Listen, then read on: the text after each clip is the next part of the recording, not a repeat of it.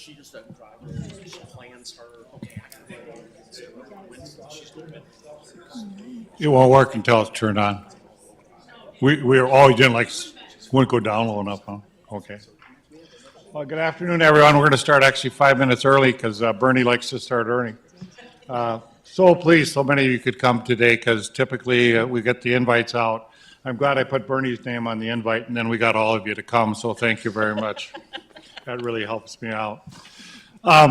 We always are a little bit amiss when you guys are in full legislative session. We're kind of scrambling out there to testify or do something in front of you. So we this year want to maybe get a little bit ahead of some things and kind of maybe lobby a little bit for some if you want, but give you an idea what's going on locally and what's going on in our community. I do want to thank you for your service to the state of North Dakota, and we really appreciate your work you do. We know how much it takes from being home and in your job and all the time it takes. Very much appreciate that. So I do want to note that my 4 commissioners are here, Commissioner Preston, Commissioner Strand, Commissioner Kolpeck, and Commissioner Pipcorn. And so they've all turned out, and Bernie has one of his commissioners here as well. And just because we had so many legislators, we didn't put everybody at the table, so maybe it could be a more closed conversation, but my commissioners are welcome at any time to pipe up and say whatever their portfolio, if they have something more to add. And then maybe just we could go around to introduce ourselves, and I think just for our side is just how many years you've served in the legislative body, because I know now we're all limited on our terms, but just for us to get an idea how much longer we get to enjoy your service.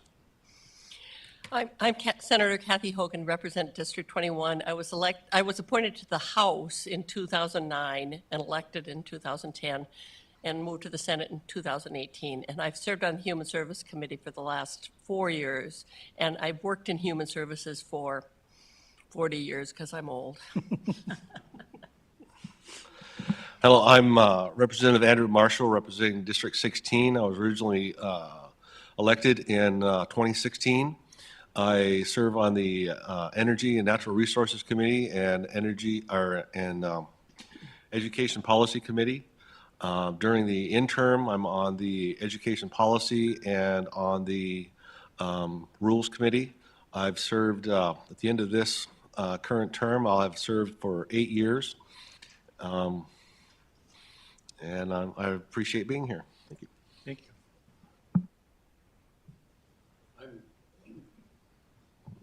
I'm Senator Tim Mathern.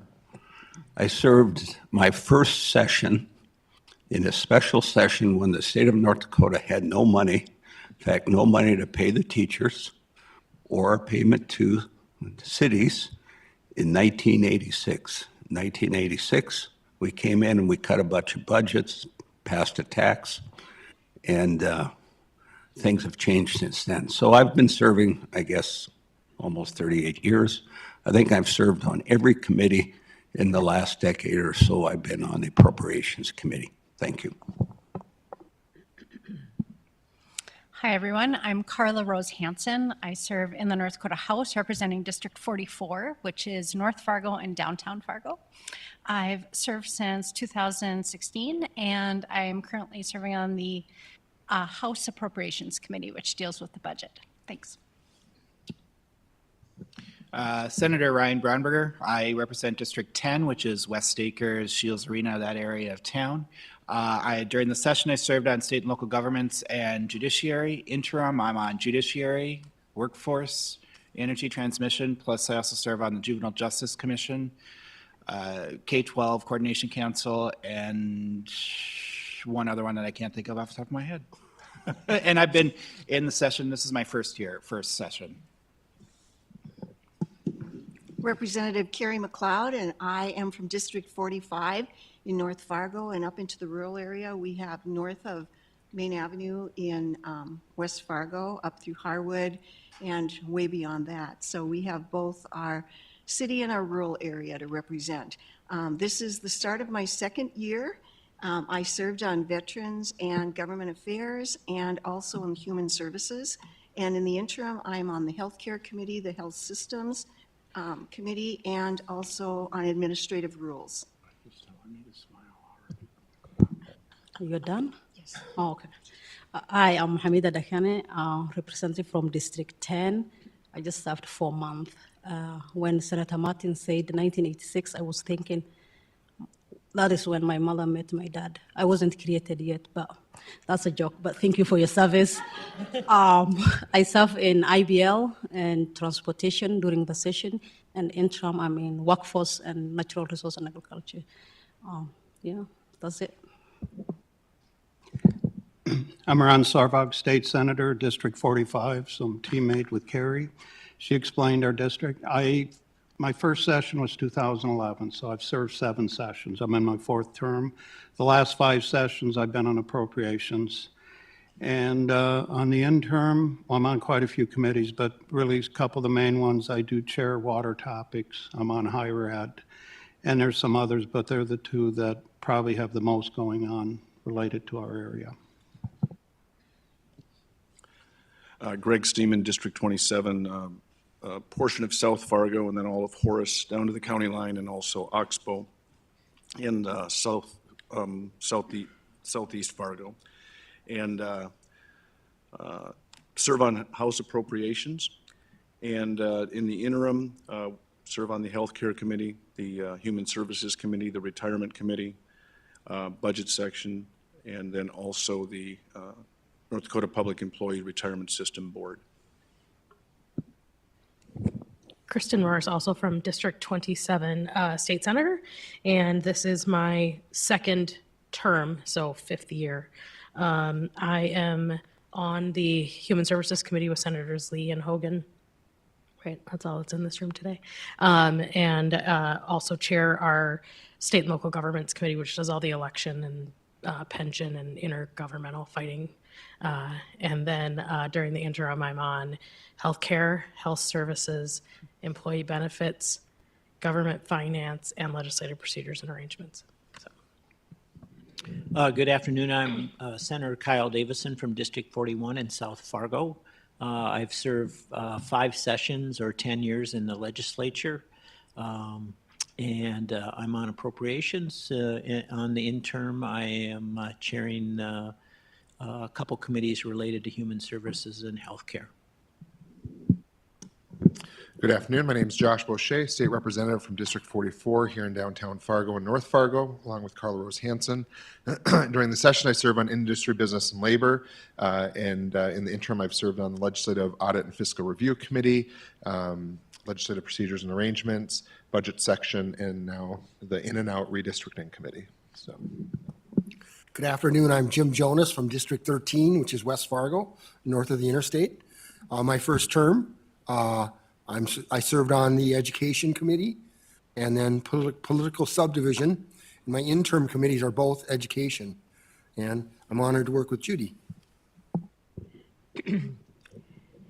I'm Senator Judy Lee from District 13, West Fargo, and I'm pleased to have Jim as a running mate. Our other running mate from the House is Austin Schauer, who is unable to make it today.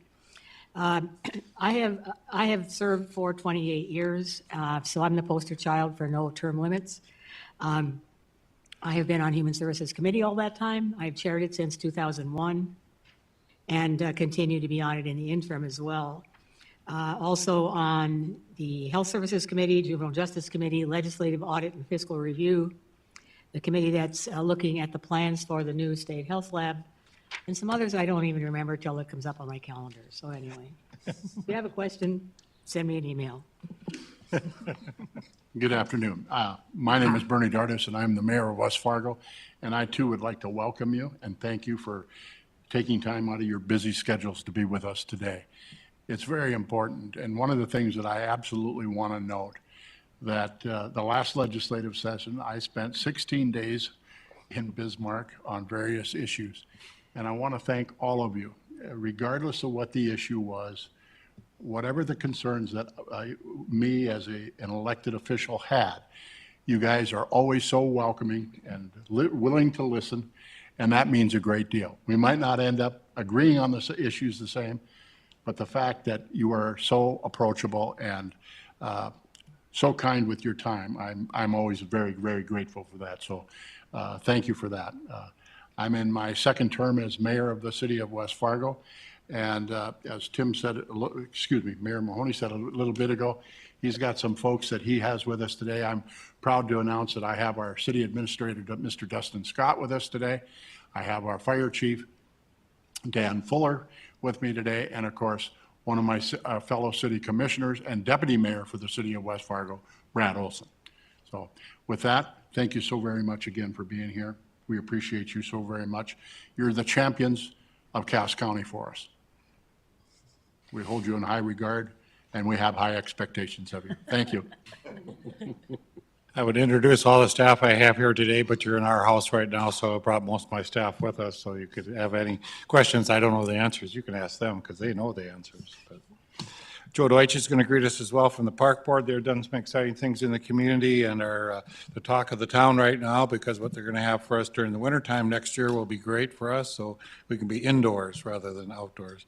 So Joe, if you want to do your welcoming notes at this time, it'd be fine. Sure. Thank you, Tim. I appreciate it. My name is Joe Deutsch. I'm the Fargo Park Board President, serving in my 5th term. 18 years I've been on the Fargo Park Board. So honored to be here at the table today. We haven't had the opportunity to be here before. So super excited to work with the legislators and just it's a great opportunity for people to come to the table and hear what's going on. I'm a big proponent of communication. The more communication you have, the better people can collaboratively work together, and the better assumptions people make about things. So thank you for having us, and be happy to talk about projects that we've got going on. So some of you might be curious about that big structure they're moving down in South Fargo, so at some point we might open that up so the legislative team understands how you funded it. So Bernie, what we're going to start out with is we're going to just talk a little bit about Fargo. I do have some individual pamphlets that were handed out. Chief of Police is a little concerned about the bail policy that went to the Supreme Court. It's a little bit difficult for us in our community, and I may call them out just to explain that a little bit to you as a team so you understand what it does to our law enforcement and the hurdles we have with that particular policy. We've had in our community great things going on, and we're having a tremendous amount of growth in the community. So as you all know, in the last 10 years, we grew by 20%. And what we've done with that is then done a growth study and a housing study.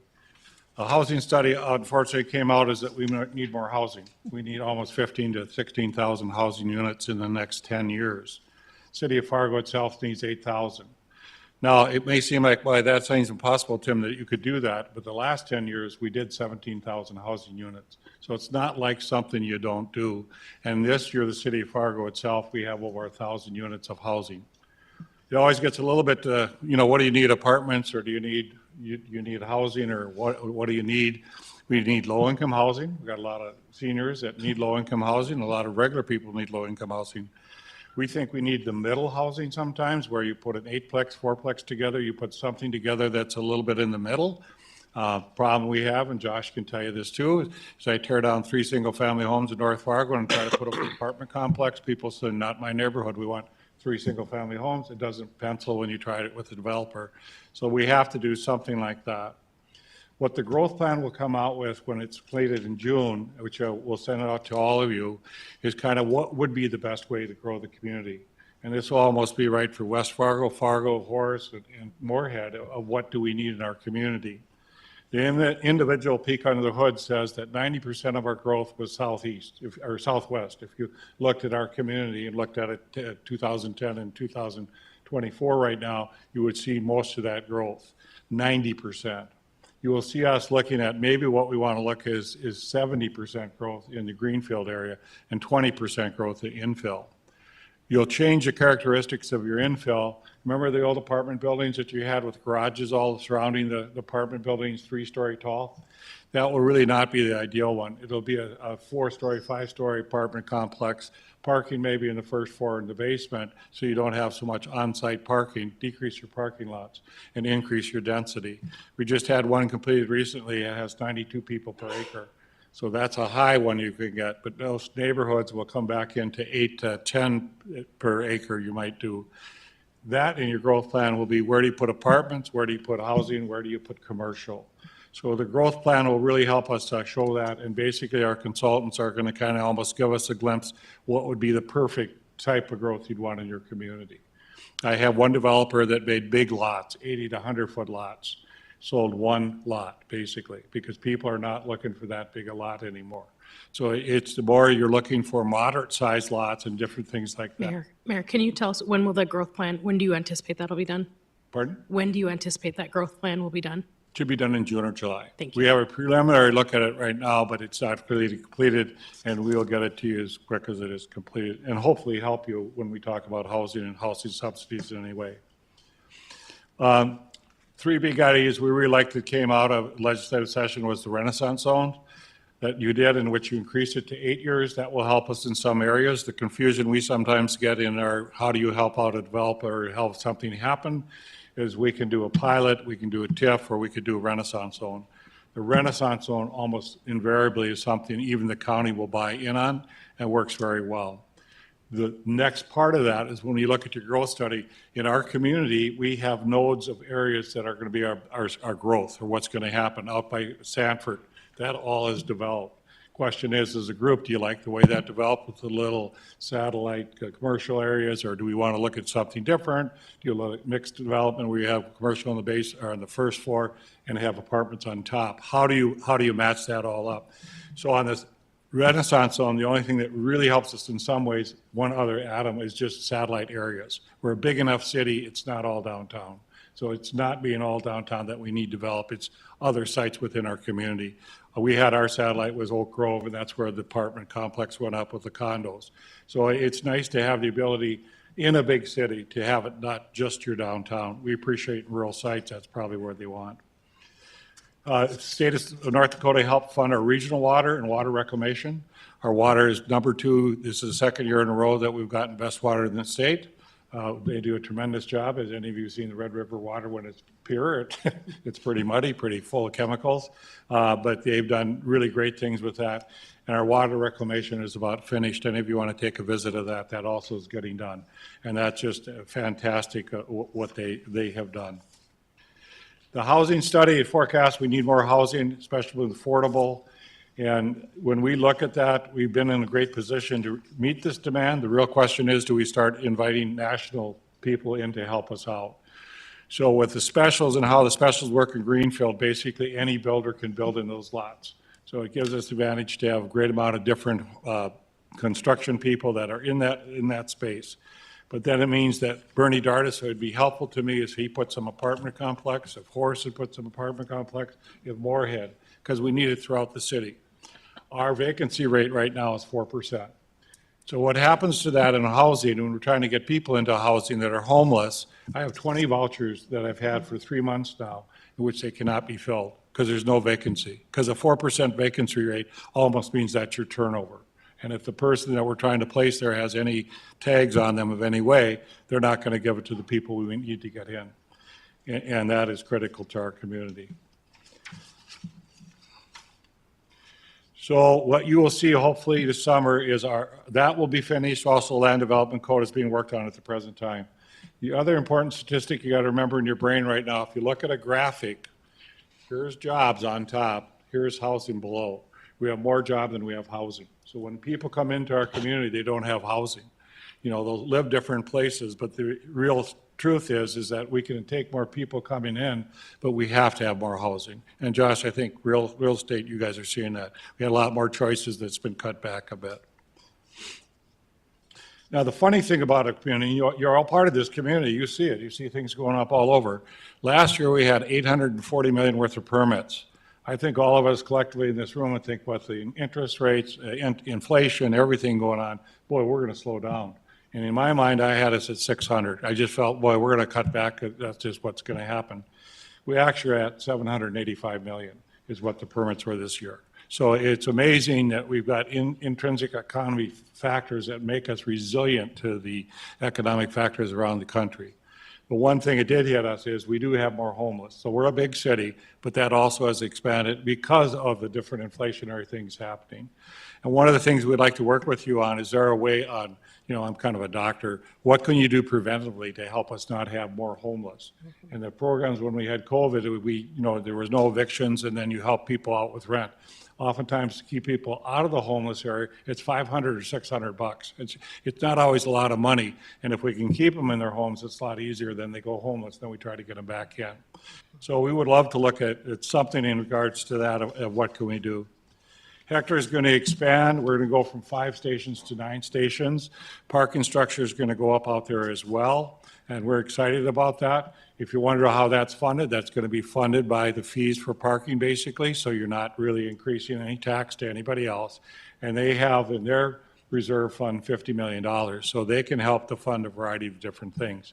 The city of Fargo at present gives 2 mills to the airport every year, but we'd like to at some point, if they get kind of on their own, they wouldn't necessarily need that. Fire station number 8 is coming up.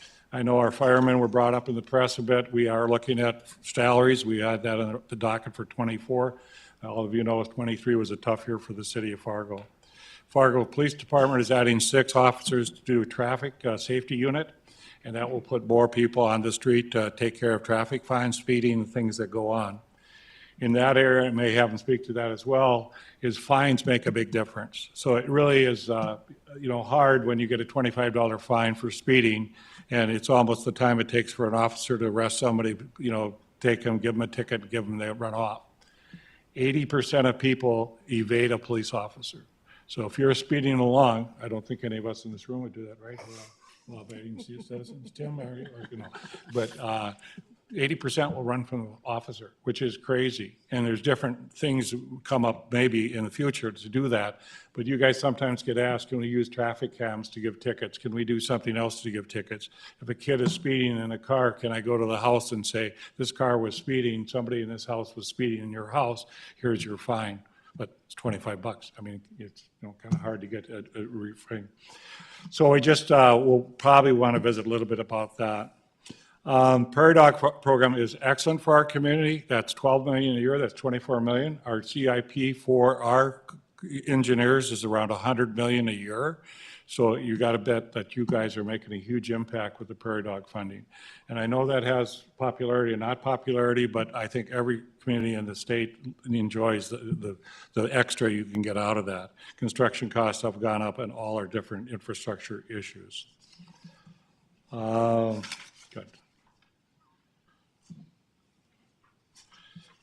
We think that in our community, what you have is you have the jewel of the Nile, in a sense, the jewel of the Red River. We have continued growth in our community, and for the state of North Dakota, I think we are the community that will continue to grow. What we need from you is just help on little nuances of how we can do that. And so childcare would be an important topic in our community. Affordable housing would be a topic that in our community. Different little things that might help break loose some money that would help us in many ways. We're looking forward to working with you on those different issues, but I won't necessarily get into those specifics, but let Bernie talk about what's going on in West Fargo, my sister city. Before Bernie starts, can I ask you a question? Particularly on your growth plan, the state is currently in the process of studying model zoning standards. Are you actively tracking that initiative? Because sometimes I think we think about zoning as primarily a rural issue, but it's because it's such an urban issue. Are you involved in that process? Very much no. I got the nod from Nicole that that's what we're involved with to do that. It was interesting to us down by Davies High School, we're going to put some more residential.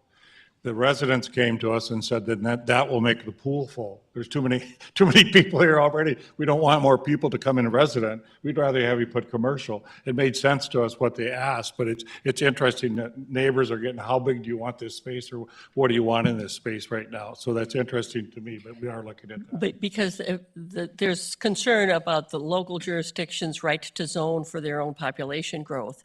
And so I just wanted to make sure you were tracking that, because I think it's going to be a major issue in the next session. Okay. Bernie, are you ready? Yes, I am.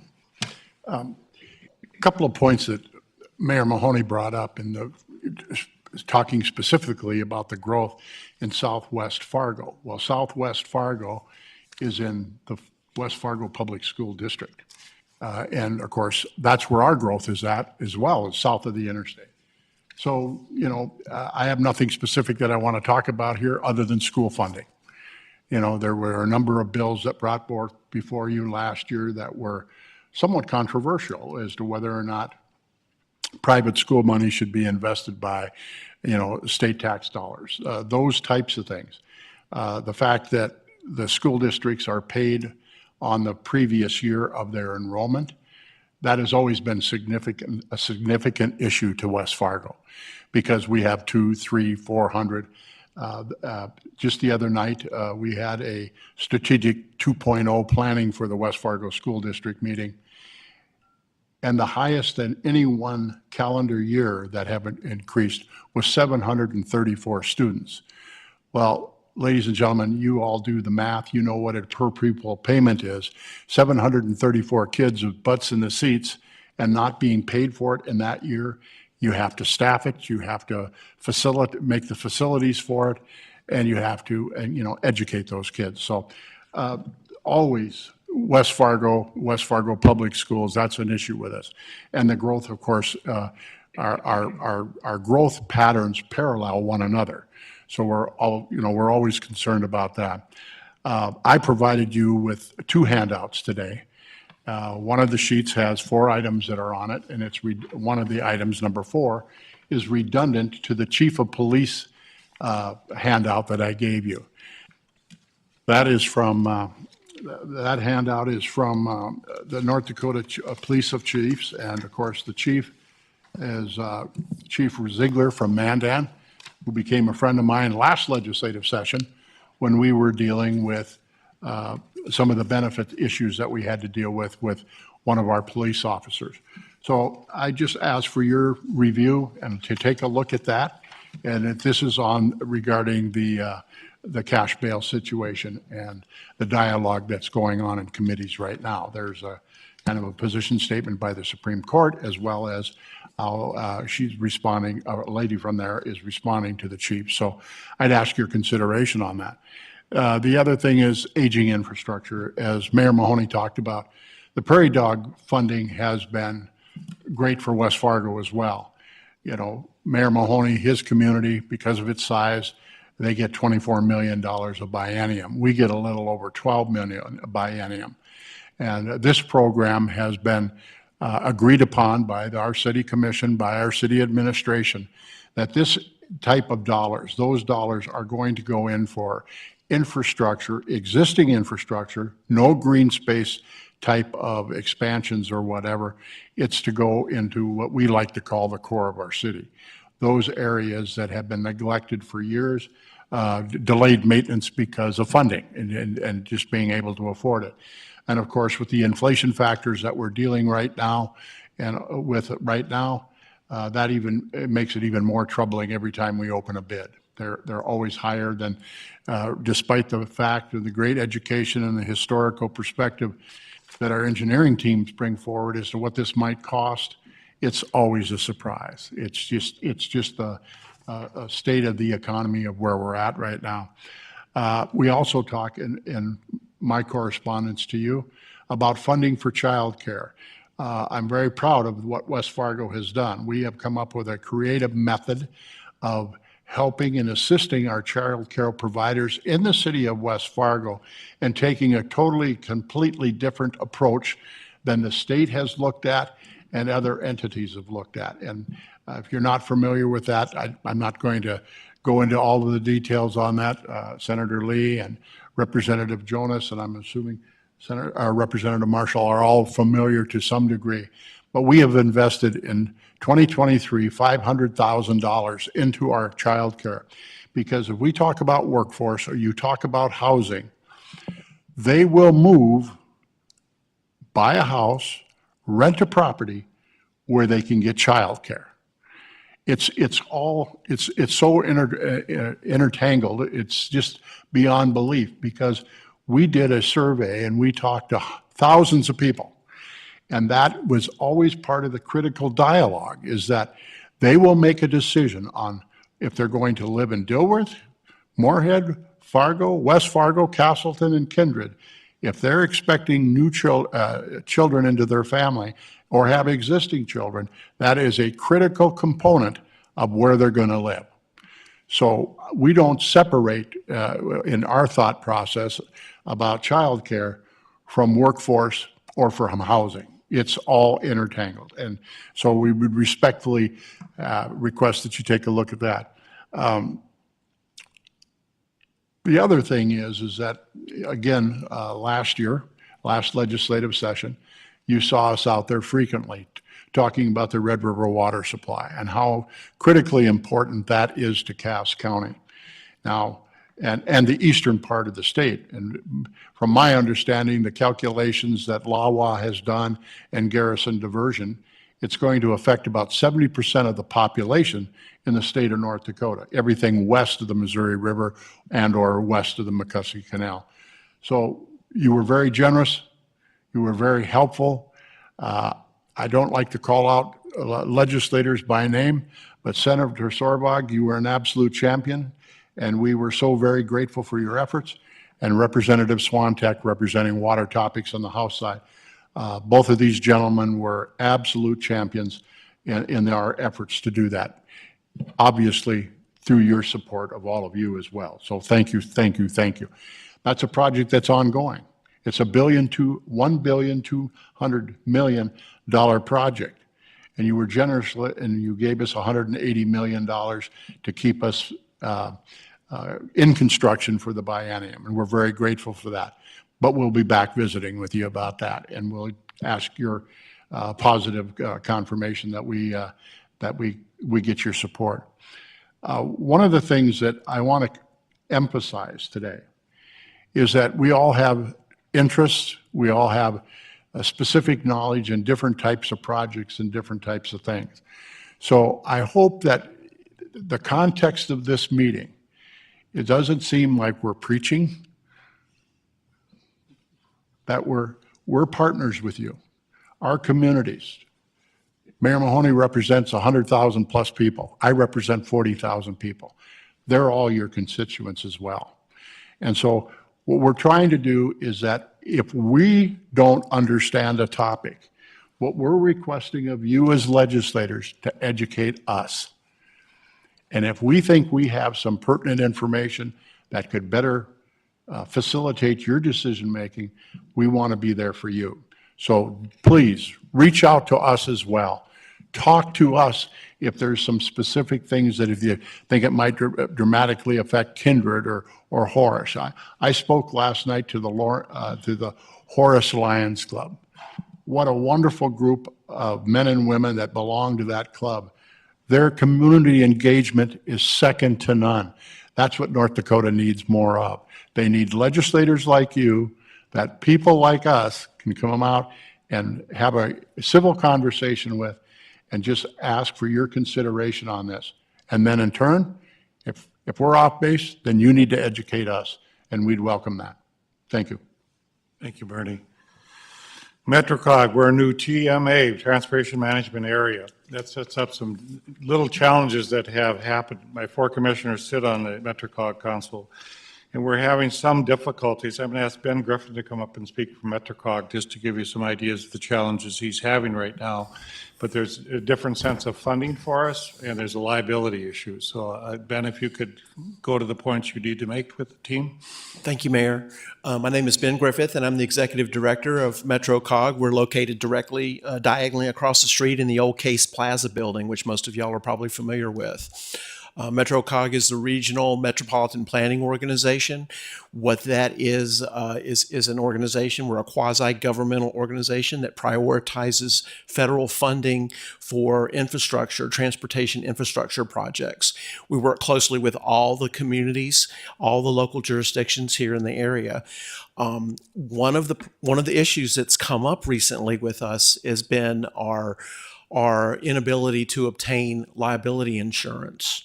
The legislature in the last session introduced legislation that was passed that required entities to have a minimum of $2 million in coverage. And we've been carrying $1 million for over 20 years with the same carrier without a loss, without a claim. Our insurance broker has is now working across 4 states trying to obtain an insurance quote. We can't even get a quote. The insurance industry, it's bad timing. The insurance industry has done an about face on the types of insurance they want to carry. And what this means for us and what this means for the community is with our inability to obtain the coverage that we need, and we also found that our current policy is not going to be renewed. And now other MPOs are now in the same boat. The 4 MPOs in the state of North Carolina or the state of North Dakota will soon be in the same predicament, that they're unable to acquire insurance as well. What that means for us right now, and it's critical, is that without that policy, the North Dakota Department of Transportation has not approved our work program contract for the 2024 fiscal year. We are operating on fumes right now. We have no funding. We have paused all of our current ongoing projects, about 24 projects that are in the works right now. They're all on pause because they can't be reimbursed without a contract in place. We're operating on our reserve funds. And at some point, we are not going to have much where we can continue. We'll have to close our doors and stop our work as we're able to do it internally. I understand this is an unintended consequence of the legislative action that was done this last session, but and I'm sure the intent and purpose was noble and just, but it has really surprised everyone with the inability to obtain coverage. And now the other MPOs are finding out that their policies are not going to be renewed as well. So we're at a loss to try to work through this issue. We've been working on it now for 2 months. The Department of Transportation has told us until we have a contract, until we have coverage, they're not going to approve our contract. So we're between a rock and a hard place. The legislation is in place, but there's not been made any accommodation for local governments or local entities as such as ours that can have any type of leeway. At least that is how the legislation that was passed is being interpreted by the legal community. So it's really affecting us in a tough way. Yes, ma'am. I'm surprised. Oh, excuse me. Go ahead. Ben, I just wondered if you've been working with the North Dakota Insurance Reserve Fund, which was set up for local jurisdictions and local governments, and if they are a resource at all to help address this issue, because I know in other situations they have at times. Yes, ma'am. Our agent has reached out to them, and I filled out a 6-page form and provided a 5 or 6 documents explaining what we do and how we're set up, and we've not heard back from them. I'm not sure at this point if they're not going to quote us or if they're in the process of giving us a quote. You may want to have a conversation with their director. Their director, or I think the current board chair for NDERF is Chad Peterson from the Cass County Commission, so he might be a good resource. That was set up in situations where local jurisdictions couldn't get insurance, so it might be an option. And I know our agent is looking into it, and I provided some information. We're waiting to hear back. Okay. Thank you. That was my point. I believe you are eligible for the North Dakota Insurance Reserve Fund. And I think the time that's being taken is they're looking at a new type of entity, but you fit the description. And I would think some of us could help move that process along. Thank you. Thank you. Very good. Might solve something today. That'd be fun. Thank you, Mayor. Any other questions? Senator Roars, just one thing. In your packet are these barcodes. Those are the preliminary reports. So if you want to look at those anytime, you can. And it's of the preferred growth scenario. We have the MetroCog study that's out.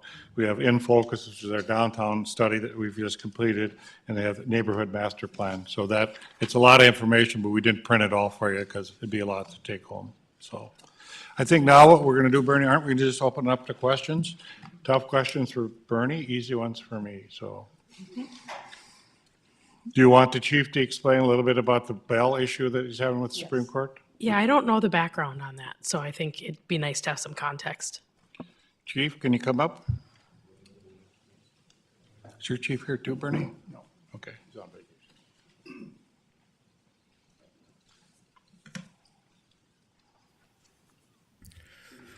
Thank you, sir. Oh, yeah. Okay, I'm familiar with this issue. In a nutshell, I believe the legislative body or committee forwarded to the Supreme Court the decision on uniform bail, because there's apparently it's either under review and there's a legislative piece to this, but the Supreme Court was asked to essentially come up with what they suggested, and I would imagine send it back to the committee. So it came to our attention about a month or so ago through the Chiefs Association, Jason Ziegler and that group that we all belong to. And essentially what happened was the Supreme Court recommended, in a nutshell, eliminating cash bail in totality except for certain specified crimes or certain specified crimes of a certain designation, like a felony. What this does is essentially leave out a whole bunch of other crimes that are likely equally important. And in my opinion, at the Chiefs Association, I would say as well, we've talked about this issue, does nothing in terms of risk analysis as to whether or not an individual, there's two things that you look at when you're looking at bail reform from an evidence-based approach. What's the public safety risk of the individual, and what's the likelihood that they won't appear in court? It doesn't matter what the crime is, meaning that someone could commit a very violent crime, and likely based on that analysis would be held, but they may get bail. Or someone who has committed a series of crimes and has other crimes pending and hasn't appeared in court and is a significant risk to the community would not get bail. So there's several evidence-based risk analysis programs that are out there in the stratosphere that are used in other cities to help evaluate risk and inform whether or not someone should have bail. The opposite side of the coin, if you look at like California or New York and now Illinois, where they've eliminated it entirely and no one's held. I get arrested, I get booked, I get right back out and to commit more bad acts. So it's certainly a concern from a public safety perspective. I don't think anyone's opposed to looking at reasonable bail reform in terms of, we don't need people to be sitting in jail because they can't pay to get out of jail if they're not otherwise at risk, and we think they'll come to court. This type of an approach doesn't deal with that at all. It's pick what we think are the worst crimes and then don't allow those people out and everyone else gets out. And that's not really, that's not an evidence-based approach. Happy to take any questions on that. Thank you, Chief. So just for everyone's background, the driver behind this bill, the prime sponsor is Representative Mary Schneider, but I'm familiar with it, was to create consistency across the bill. Schedules across the state, not necessarily to drive a significant bail reform. So the problem that drove this was, let's say you got picked up for a DUI in Fargo versus Devil's Lake versus Crosby. Your initial appearance bail could be $500 or $1,500. I'm just making up these numbers. It could be wildly different, and that's not fair. And so the driver behind this was to create some consistency, some uniformity across the bail schedule so that if you're picked up for the same crime in different areas of North Dakota, it's the same. It's not dictating the bill did not dictate what the amount should be, just that the Supreme Court should create a schedule that creates uniformity with the input from different entities like prosecutors, police chief, different stakeholders across the state that have vested interest in, what this should be. So that process is going through that now. This is the rule that the Supreme Court is creating. I'm so glad that the Police Chiefs Association did review it and provide their input. I'm hopeful that other stakeholders also provided their input so that when the Supreme Court does craft this rule, it's meeting the public safety goals that we all have, but also fairness. So that's just some background on it.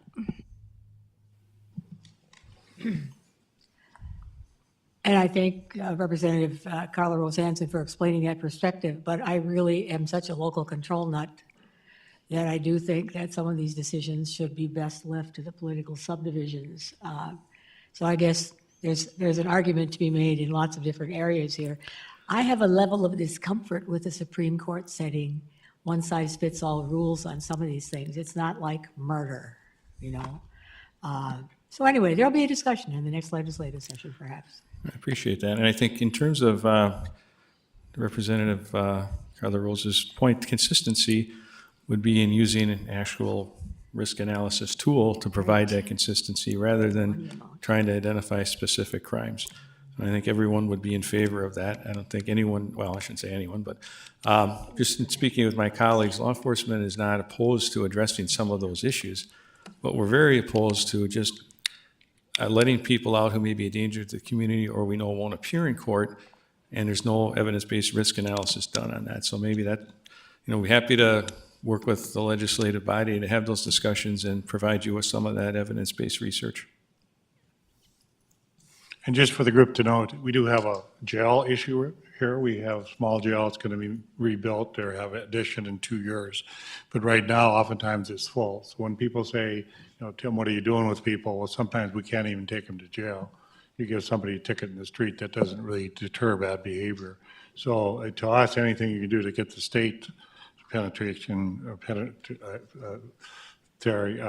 emptied or little bit, it's full all the time. So we're holding people that need to go to Bismarck, can't go to Bismarck. And then that interferes with us on a weekend. I can tell you both entities, Bernie and I, both have oftentimes people driving under the influence that can't be booked in jail. What do you do with them? One guy went back to his car and got it and started to drive again. I mean, it's crazy. So In 2023, there were 900 plus incidents where people should be in jail. There was no room in the jail. 930 odd some. That just in your town. No, that's Oh, us. dollar. That's us. And I thought there was a that lot of crime in West Fargo for a That minute. was, he never quits, does he? That's directly from Sheriff Johnner. 900 plus.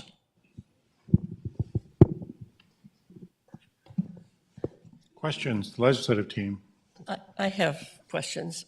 Obviously, the housing shortage and the homelessness crisis is very evident here in our community. And I know that there is talk in the community about doing an initiative to end homelessness. And I just wondered, has that discussion gotten moving locally? And have you had an opportunity, the Government Services Committee is studying homelessness, and Representative Hansen is on that committee. And how can the state and the local people who are advocating for housing and homelessness response services working together? Mike, who should we have answer that? Oh, I got a couple people coming back. Yeah. Chandler's here too. Chandler's here. Good afternoon, legislators. Thank you for joining us here this afternoon. So locally in the Fargo-Moorhead, West Fargo metropolitan area, we have talked about amongst the mayors convening a regional task force. And that will be convening as soon as we can get schedules to align, hopefully at the end of this month or early in February, to talk about an ending homelessness task force. And really that, as we talked about it with the Fargo City Commission at the end of 2023, that was really looked at in kind of a two-part answer to that question. One being the elected strategists at that kind of policy leaders level, and then topically getting some real relevant subject matter experts that are working in the field to try better understand what we can do with alignment across some of the various service providers to see what else we can do to try and learn from each other. And so we will be convening that in 2024. You're going to hear more about that. But this conversation with the legislature is also one, too, that we would like to see continue. We do have a couple of representatives from our harm reduction program and Fargo Cass Public Health here as well, if there's more in-depth conversations about the programs that we operate today. Thank you. A follow-up question for you, Mike. Thank you. Because some of the funding for homeless prevention services in this community was COVID money that will end this summer. So we don't have adequate services now, and I think we could have massive reductions in services in the next year or so. Is that on your table?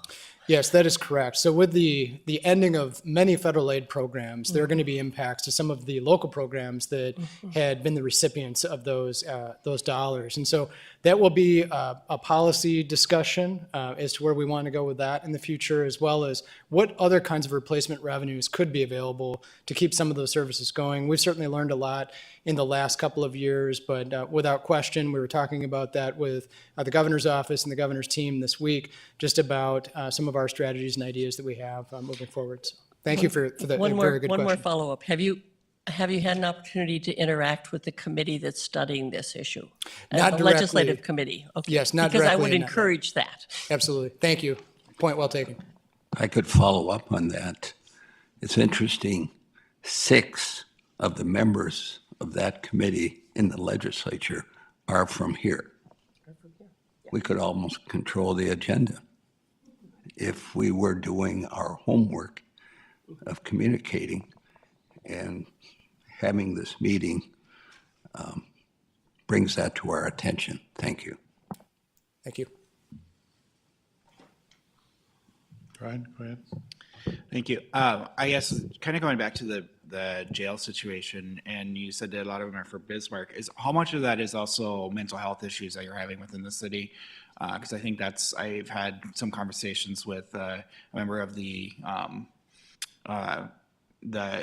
Citizen Oversight Committee for the police department, and who was concerned about mental health facilities. Chief, could you answer that question? I think Bernie's going to take part of it. How much mental health is part of our rescue for the jails?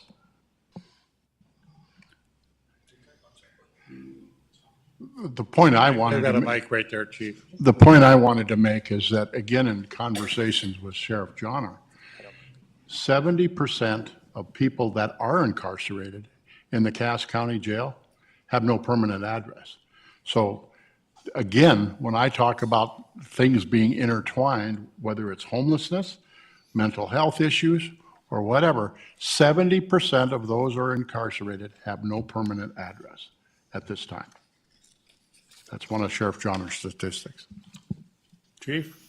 And that sounds like good data from Sheriff Johnner. In terms of the jail issue in general, I think, Senator, correct? Yep, you're correct. There's an intertwinement there. We have great difficulty getting people into jail, whether they have warrants, body-only attachments, just because they're full. Part of this also stems a little bit from the statewide penitentiary system, in which they can, by virtue of a law that was passed a few sessions ago, push people out of the state penitentiary to county jails because the penitentiary is full. That also causes it on the opposite side for some of those issues. But there is a huge mental health component in all of that, and I think our lack of a mental health treatment facility for those folks, especially in our region, by virtue of that, a lot of them end up in the county jail eventually because they finally do something that gets them into jail, even though that's not necessarily the underlying issue. Kind of to follow up on that, so in your opinion, do you believe that we should have more regionalization of our mental health facilities across the state instead of more centralized into one facility? Is that what you would expect to help that in the Fargo region?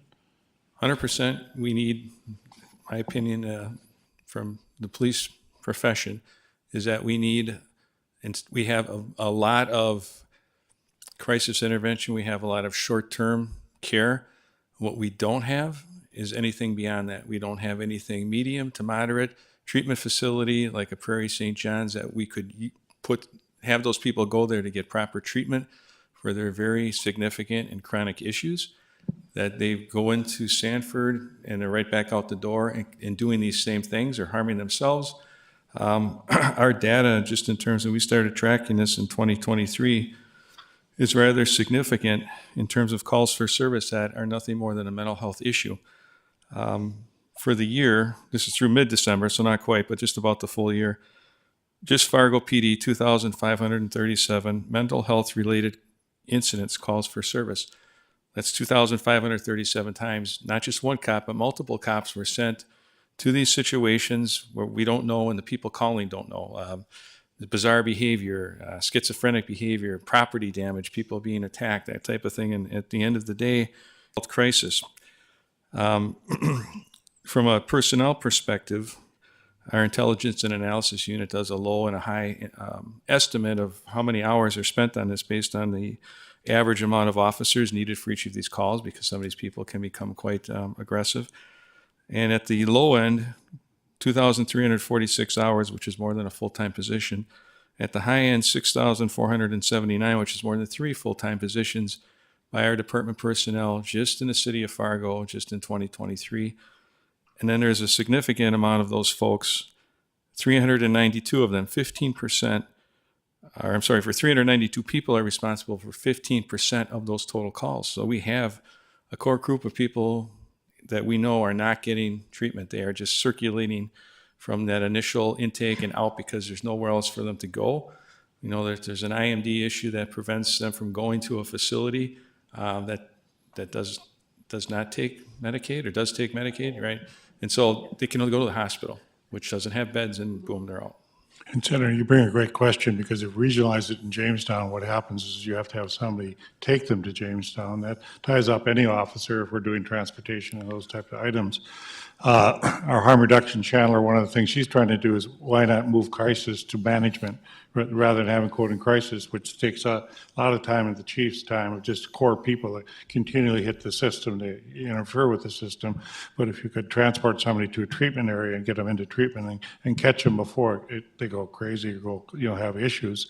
So to us, yes, it'd be much better regionally if we could improve that, because you're getting rid of all these transportation times and moving. Mm-hmm. And part of the issue is if the officer has a target area to go, then we're not sitting out in the cold talking to somebody for 2 hours trying to get them to settle down or do stuff. Mm-hmm. And I guess just to kind of follow up with that is the percentage of the cases that you have officers involved, would they be better suited if it was, say, a social worker? And what percentage would you say would be better with a social worker versus an officer, or whatever type of situation would you say of your calls? All of these. I don't think any of these calls would be appropriate for a social worker. These individuals, we don't know what their behavior is going to be. These happen 24/7. I think there's some at the front end. We have partnered with Southeast and our crisis intervention folks to identify some of those folks that can get some service and assistance. But when we talk about regional facilities, longer term treatment facilities, it's this other core group of people who have these significant chronic issues that are not getting treatment, that really can't function in society on their own. And sooner or later, something bad happens. And the other thing in terms of should one of them make it to Jamestown, which is also extremely difficult to get anyone into, and they don't stay there very long, all their support mechanisms are here in the Fargo region. Their family and friends can't go visit them out in Jamestown, especially during most of our winters. And so I think there's a strong proponent for that. As an example, Wisconsin just passed some legislation to go back to regional mental health facilities. They used to have them years back and move towards a different approach, and they're moving back towards this. But it would be significant in terms of the treatment for the people.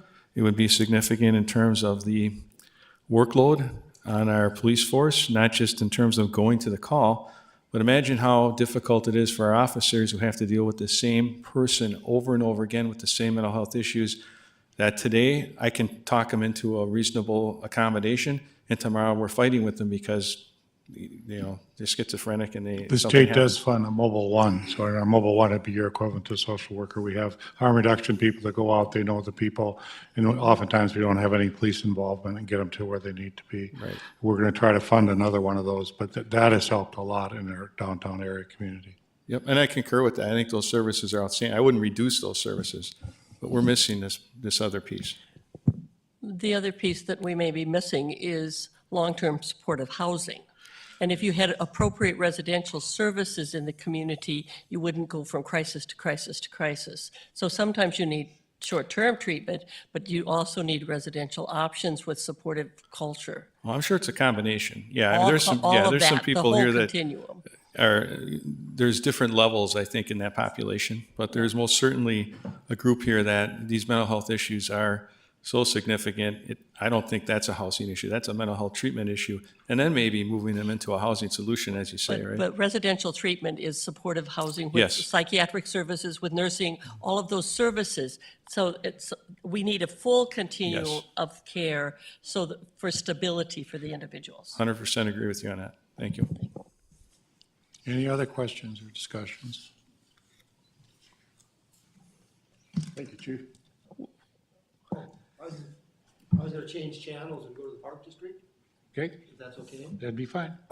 Joe, yesterday we got to hear the plans for the new park facilities, and I really like it because it's gonna be an economic driver for the community.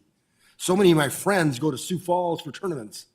One particular friend of mine went 5 weekends in a row for basketball, volleyball, and we're losing out on that, but I'm so happy to see the hotels and the restaurants and to help our community. So Joel, if you could elaborate, thank you. I appreciate that. Thank you, Jim. Yeah, absolutely. I grew up in North Fargo. When I was a kid, my use of the Fargo Park District was going to Hornbachers and getting on the double-decker bus and riding up to Trollwood for the day to enjoy, arts and crafts and music and everything else. And in my now 18 years on the board, I think the footprint of the city of Fargo is probably triplicated. Mayor Mahoney was talking about, the development of the city and the plans to develop the city. And, we are at the table in all those conversations, right? And when I say that, I mean, we're here to help and make sure that recreation is provided and continued from one development to another, i.e. when a development gets approved, we go to the table and talk to the developer about where we could put a playground in that development before the houses even come along. So, but anyway, speaking to your point, as the footprint is triplicated over time, we have the Fargo Park District Sports Center that's coming on here shortly, just located south of Walmart on basically right off of I-29. Hopefully you all got an invitation by email either yesterday or today to come out to a tour. The tours are going to be on February 9th and 16th, so please to pick a time to come out and take a look at that. In a nutshell, what we have in there is 8 basketball/volleyball courts. One of the neat things now is that the standards from the volleyballs can just come down out of the ceiling and get into place, and they can go back up, and it can be a basketball court in a matter of a minute. So we have a full-size soccer field full of turf that's going to be out there with a walking track that's going to be available to the community free of charge to come and use on a beautiful sub-zero day like today. Would be a great opportunity, right? 2 sheets of ice that we've partnered with 2 of the local hockey organizations on. And then Sanford Power, which is currently out by Family Wellness, will be relocated out there as we partnered with them in that. We have 6 pickleball courts. If anybody's picked up pickleball, we're going to have indoor pickleball courts in our community, which is awesome. So, and indoor playground with community rooms, and all of our Park District offices will be moved down into there as well. We're excited about the economic impact, as Jim said, that it'll have on the community as well as further recreational development out in that area. So it's a $127 million project in 2 phases. Phase 1, which is $76 million, will open up here in May, and Phase 2, which is $49 million, will open up in January. It includes currently at this time $43 million in partnerships, both through monies and in-kind work in the community, with a goal of getting to that 50-50 public-private partnership. Major players that you might know will be at the table. Obviously, Sanford, Shields, Midco is there, and we had $1 million donation from the CVB, which is the largest donation they've ever made to any project in our community. So we strive to, like I said, get to that goal of 50-50 partnership, but it's going to give people an opportunity to not only have recreational amenities in the winter months when it just isn't necessarily ideal to be outside recreating, and it also is going to, like I said, give us opportunities to run volleyball tournaments, basketball tournaments, soccer games, anything like that on the weekends, which will drive hopefully people into the area and heads and beds, they say, right? And food and so just like you said, going down to Sioux Falls, it's a model they have down there with 8 courts around the perimeter and 1 in the middle. And people have gone down there 4 or 5 weekends in a row. And so we're hoping to get them to Fargo and not only alleviate some of the costs to local people as far as travel, but get those dollars into our community. So, Senator Orrs? Thank you. So a couple questions, just I grew up in Sioux Falls. So Sioux Falls is one city where we have really 3, 4 cities kind of all combined. It's really hard, especially like you talk about the West Fargo School District encompasses almost the entirety of my district, but I have not one, speck of West Fargo in my district. How, from a funding perspective, it's really hard for me to see how you delineate that this is a Fargo thing. How do you not have West Fargo kids taking advantage of something that the Fargo residents honestly are paying for? Sure. And then from an ongoing operations perspective, do you anticipate that this will be able to be supported by things like tournament fees, et cetera, rather than ongoing tax revenue? Well, yeah, I mean, going back to your original question, of course, it's not just, it's in the city of Fargo and funded by the city of Fargo, but the model is we're looking outside the entire region. I mean, obviously rental fees for basketball, volleyball practices or whatever are going to be coming in. And obviously we're looking to draw West Fargo as well as Fargo.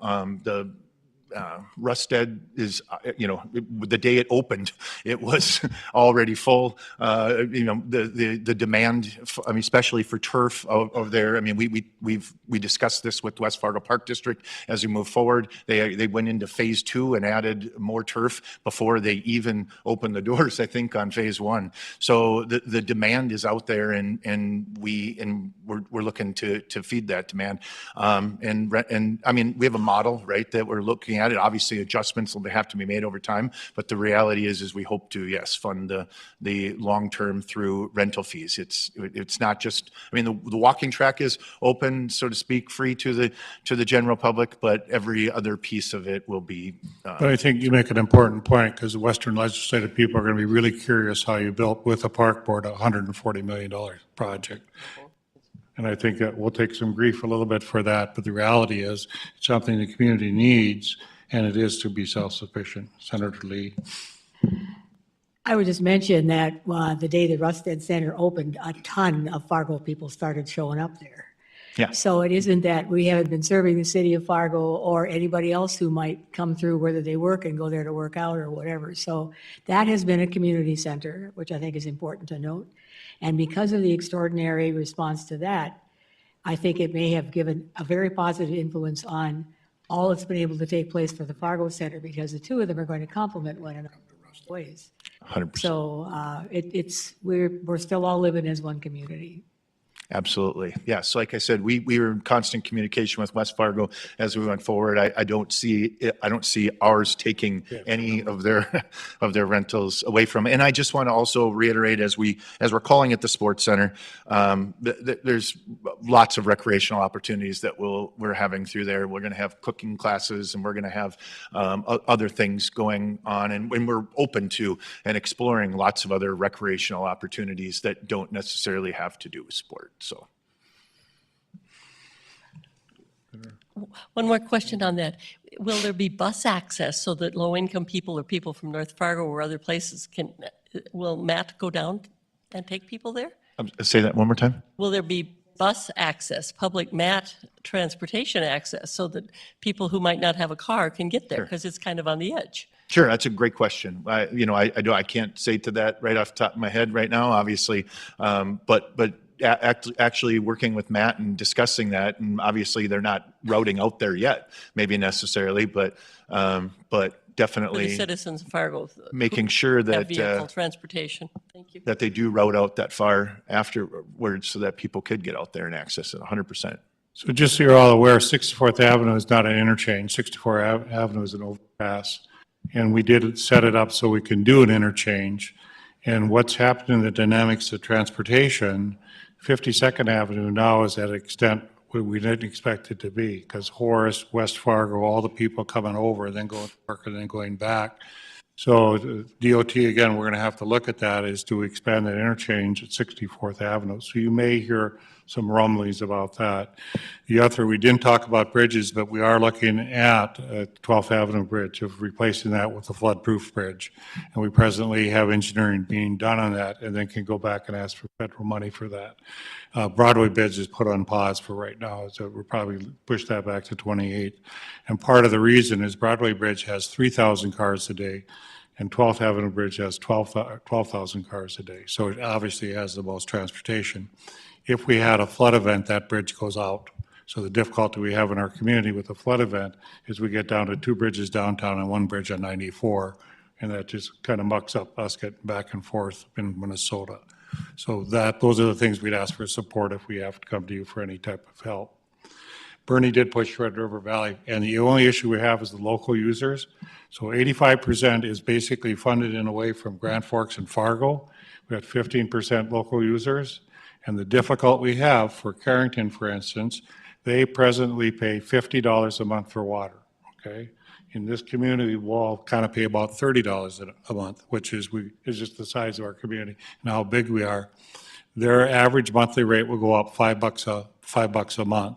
So that's where the local users get a little tight on how much money do they have to do that. So I just ask it when Ron brings it to you, how we're trying to fund it, but just look at that and what we do for our local users. We will somehow work it out with our, how we do things. We have a utility tax that needs to go back to the voters, and that's 1/4, 1/4, 1/4. Each 1/4 sales tax in this community is worth $8 million. So that's $32 million on our sales tax that we put into utilities. That keeps everybody utility rates down. That keeps all your utility rates down and our cost for specials. And so you'll see throughout the state, different people on rehab specials pay a different amount. In this community in Fargo, we pay 80% of the cost, 20% goes to the local. So all our local neighborhoods get a great break. Any greenfields are 100% special, so none of it has city money into it. But as we all find, and there's a big controversy you read about on specials, is how do you keep up with construction costs? So construction costs go like this, and we're sitting like this. We have to somehow even that out a bit. But that's where we see, it's how we help out. That's why Paradox Funds helps a lot in filling some of those gaps. But then you get into water, it's always how much do I pay a month, and what are my charges, and what do you're kind of taxing me out of my household. And thank you on the homestead tax, by the way, because you changed that in the parameters, and we have a fair amount of people in our community that take part in the Homestead Act, and that really helps some of our elderly people with fixed incomes. So, Bernie, are we about done, or do you want to talk something else? Should we talk about your days at NDSU when you played football? Or no, okay. Thank you all for your time. Go ahead, Kathy, one more. One more. I think at some point we should have a serious community-wide discussion about childcare, because it's such a statewide issue, but I think in Fargo and the Moore FM community, discussion about childcare might be helpful for us to consider at a future date. With all the growth we have, people coming in our town, that's a great question, because, I know Vermont did $20,000 if you move into their community. I've had a couple people come to me that were going to come to Fargo, didn't have childcare, and decided not to move. So it's critical for our recruitment. So, Senator. Would you, whoops, there we go. I was wondering if you might give a moment to the West Fargo Fire Chief, Dan Fuller, to tell about the program which they're working with to handle those calls to 911 that do not require a fire department visit, but it's a really neat program. And if he was willing to share a moment about it, that would be great, if you would permit that. Well, he has a brand-new fire station. I don't know if we should let him talk, Judy. Come on now. It's really nice, too. Yeah, I know it is. Well, thank you, Senator Lee, for the opportunity to talk about this. So the program we have at our fire department, it's a